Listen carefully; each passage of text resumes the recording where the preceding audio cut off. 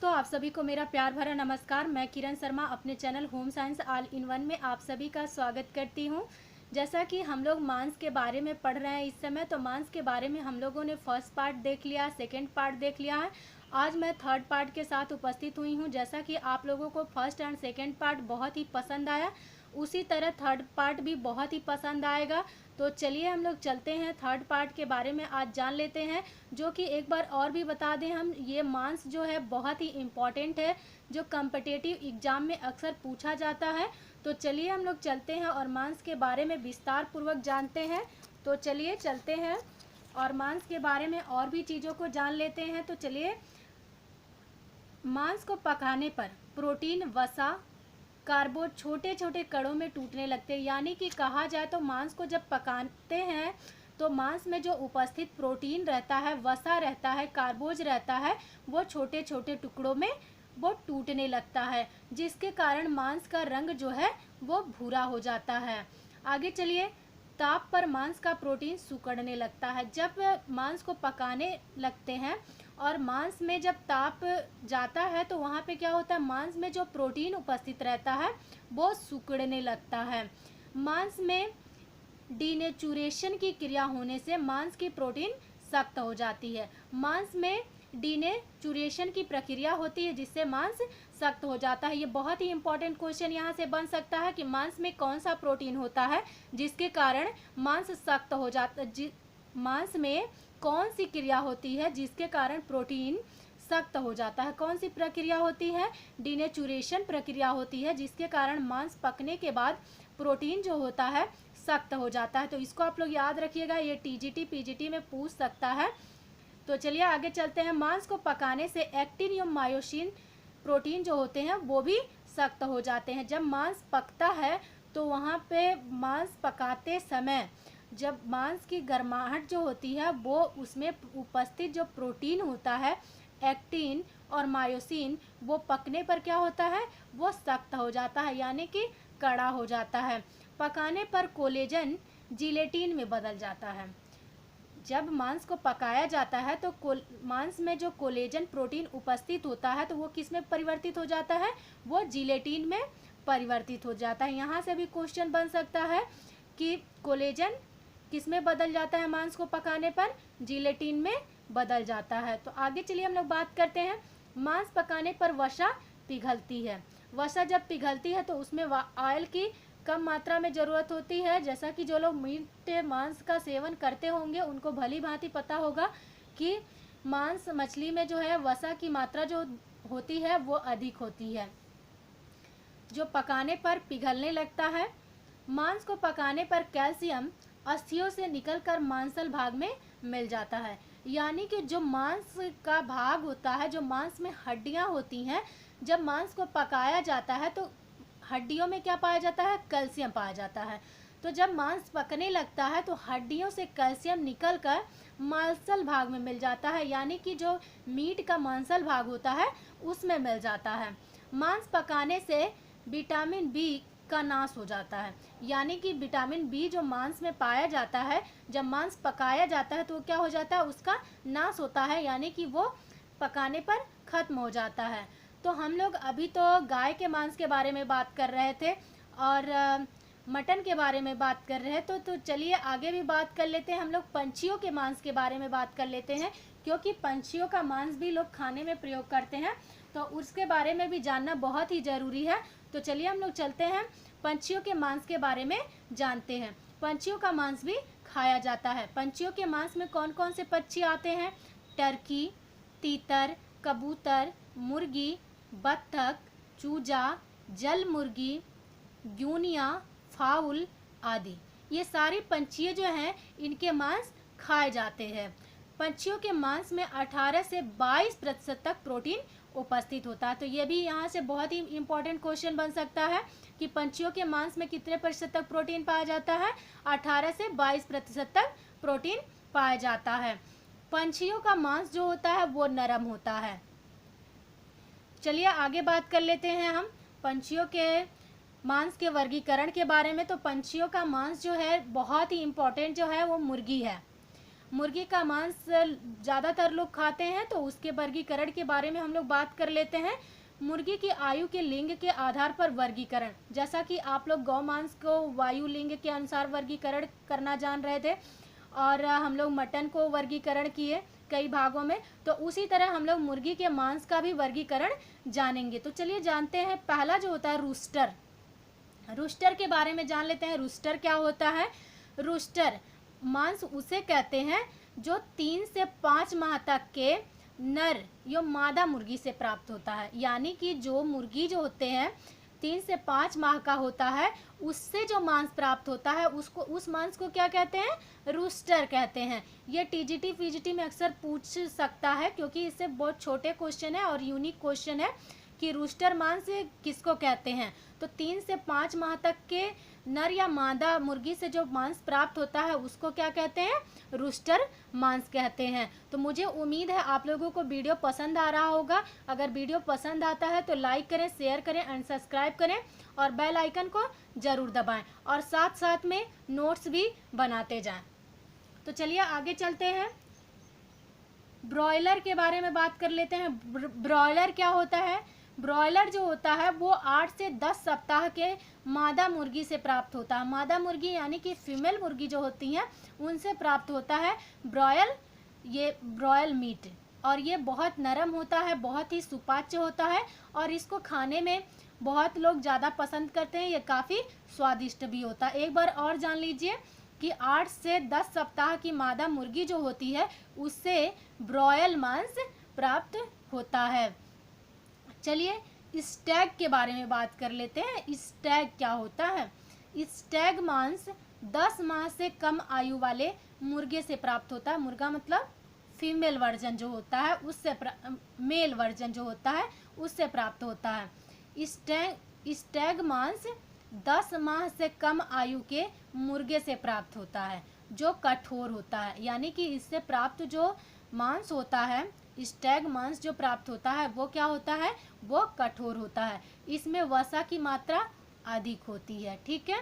अगर कहीं क्वेश्चन बनता है कि मुर्गे के मांस में कौन सा ऐसा मांस होता है जिसमें वसा की मात्रा अधिक होती है, तो स्टैग मांस में वसा की मात्रा अधिक होती है। ठीक। तो चलिए हम लोग आगे बात कर लेते हैं कॉक के बारे में। कॉक क्या होता है? यह 10 माह से अधिक आयु के मुर्गे से प्राप्त होता है। कॉक जो होता है वो 10 माह से अधिक आयु का मुर्गा होता है। मुर्गा यानी कि मेल वर्जन होता है, तो मुर्गा से प्राप्त जो मांस होता है उसको कॉक मांस बोलते हैं। तो चलिए आगे बात कर लेते हैं हम लोग फाउल के बारे में। फाउल क्या होता है? फाउल जो होता है 10 माह से अधिक की मादा मुर्गी होती है। मादा मुर्गी यानी कि फीमेल वर्जन जो होता है, तो मादा मुर्गी से जो मांस प्राप्त होता है उसको क्या कहते हैं? फाउल कहते हैं। इनसे प्राप्त मांस जो होता है वो कठोर होता है। फाउल मुर्गी से जो मांस प्राप्त होता है वो क्या होता है? वो कठोर होता है और पचाने में कठिनाई होती है। तो चलिए काफ़ी इम्पोर्टेंट चीज़ों के बारे में बात कर लेते हैं और भी हम लोग। तो कलहंस का मांस, कलहंस पंछी होता है जिसका मांस लोग खाने में प्रयोग करते हैं, तो उसके मांस में 36% तक वसा की उपस्थिति रहती है। यानी कि बहुत ज़्यादा वसा पाया जाता है कलहंस के मांस में। चूजे की बात कर लेते हैं हम लोग। चूजा जो होता है छोटा बच्चा मुर्गी का चूजा, चूजे की छाती के मांस में, चूजे का जो चेस्ट होता है, छाती होता है, वहाँ से जो मांस प्राप्त होता है उस मांस में क्या प्राप्त होती है? ज़्यादा नियासिन प्रोटीन अधिक मात्रा में पाया जाता है। अगर कहीं क्वेश्चन बन जाए कि चूजे के कौन से बॉडी पार्ट में नियासिन प्रोटीन पाया जाता है, तो कौन से बॉडी पार्ट में नियासिन पाया जाता है? तो छाती में, छाती में नियासिन प्रोटीन अधिक पाया जाता है। तो आइए आगे बात कर लेते हैं हम। मीट का जो मांस होता है वो गहरा होता है, गाढ़ा होता है, कहीं कभी कभी हल्का भी होता है। तो बात कर लेते हैं गहरे रंग के मांस के बारे में। तो गहरे रंग के मांस में थायमीन प्रोटीन और राइबोफ्लेविन प्रोटीन अधिक मात्रा में पाया जाता है। तो एक बार यहाँ पे भी क्वेश्चन बन सकता है कि जो पंछी के मांस होते हैं जो गाढ़े रंग के होते हैं उनमें कौन से प्रोटीन पाए जाते हैं? थायमीन प्रोटीन पाया जाता है और राइबोफ्लेविन प्रोटीन पाया जाता है। तो चलिए आगे चलते हैं। पंछियों के मांस से पर्याप्त मात्रा में खनिज लवण पाया जाता है। जो पंछी से प्राप्त मांस होते हैं उनमें क्या होता है, ज़्यादातर खनिज लवण पाया जाता है और ज़्यादा मात्रा में पाया जाता है, जो व्यक्ति के लिए काफ़ी उत्तम होता है, व्यक्ति के स्वास्थ्य के लिए। तो चलिए हम लोग आगे बात कर लेते हैं। पंछियों का मांस जो होता है वो सुपाच्य होता है। ये तो आप लोग पहले भी जान चुके हैं कि पंछियों का मांस जो होता है वो काफ़ी सुपाच्य होता है और नरम होता है। एक बार और एक चीज़ मोस्ट इम्पॉर्टेंट हम बताना चाह रहे हैं आप लोगों को कि जैसा कि आप लोगों ने मांस का वर्गीकरण पहले विस्तार पूर्वक जाना, उसी तरह एक नज़र में आप लोग जान लीजिए। इससे क्या होता है, आप लोग एक चार्ट को अपने दिमाग में बैठा लेते हैं तो उससे क्या होता है, आपके जो कम्पिटिटिव एग्जाम में क्वेश्चन पूछे जाते हैं तो वहाँ पे गलत होने के चांसेस कम होते हैं। तो चलिए हम लोग चलते हैं, एक नज़र में जान लेते हैं मांस का वर्गीकरण। जैसा कि आप लोग मांस पिछले वीडियो में आप लोग विस्तार पूर्वक देख चुके हैं। तो गौ का मांस जो होता है, मांस का वर्गीकरण, मुख्यतः मांस का वर्गीकरण कितने प्रकार से किया जाता है, वो 4 प्रकार से किया जाता है। मैं शॉर्ट फॉर्म में आप लोगों को बता देती हूँ।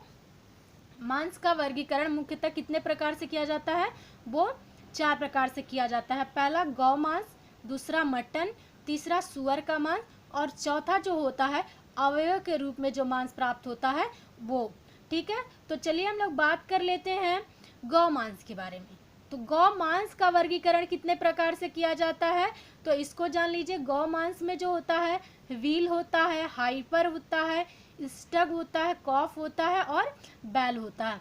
व्हील किसको कहते हैं, 3 से 4 सप्ताह के बछड़े का मांस जो होता है वो व्हील कहलाता है। व्हील क्या कहलाता है, जो 3 से 4 सप्ताह के बछड़े होते हैं उनसे जो प्राप्त मांस होता है उसको क्या कहते हैं, व्हील मांस बोलते हैं। और हाइफर किसको कहते हैं, हाइफर मांस किसको कहते हैं, जो कुंवारी गाय से प्राप्त होता है उसको हाइफर मांस कहते हैं। कुंवारी गाय का मतलब होता है जो मां नहीं बनी होती है, उन गाय से जो मांस प्राप्त होता है उनको हाइफर मांस कहते हैं। स्टग मांस, स्टग मांस के बारे में बात करें तो युवा बैल जो होता है उससे जो प्राप्त होता है उसको हम लोग क्या कहते हैं, स्टग मांस कहते हैं। स्टग मांस कहते हैं। कॉफ के बारे में जान लीजिए। कॉफ मांस क्या होता है, जो 3 से 8 माह के बछड़े से प्राप्त होता है मांस, उसे क्या कहते हैं, कॉफ मांस कहते हैं। बैल की बात करें तो बैल वो परिपक्व बैल होता है और उससे जो मांस प्राप्त होते हैं वो बैल का मांस होता है और जिनका बंध्यता किया जा चुका है, वैसे बैल से जो मांस प्राप्त होता है वो भी काफ़ी अच्छा होता है।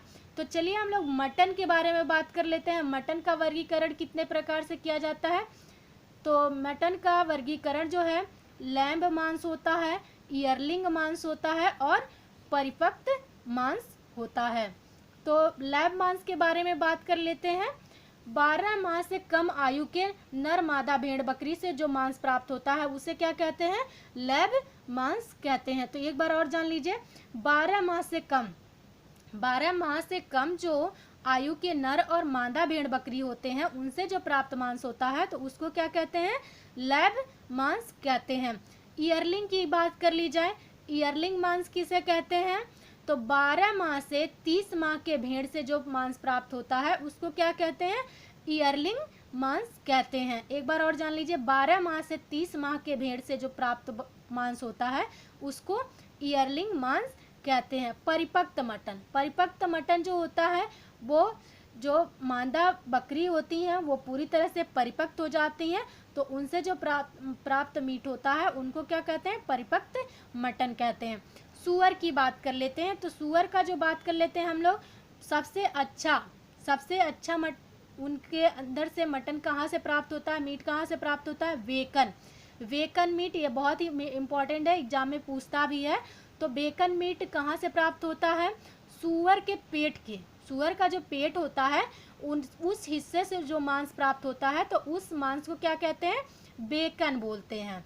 तो मुझे उम्मीद है कि आप लोगों को वीडियो पसंद आ रहा होगा। तो चलिए एक बार और जान लेते हैं अवयव के रूप में जो मांस प्राप्त होते हैं वो कौन से होते हैं। तो अवयव के रूप में जो मांस प्राप्त होते हैं वो जानवरों के ऐसे बॉडी पार्ट होते हैं जिससे बहुत ही उत्तम कृष्ट के मांस प्राप्त किए जाते हैं। तो ये बॉडी पार्ट कौन से होते हैं, तो चलिए जान लेते हैं। हृदय, यकृत, मस्तिष्क, पेट, टांगें, पीठ, पूंछ, सिर। तो आज का वीडियो मैं यहीं समाप्त करना चाहती हूँ। और ये मीट आप लोगों का ये चैप्टर ख़त्म हो गया।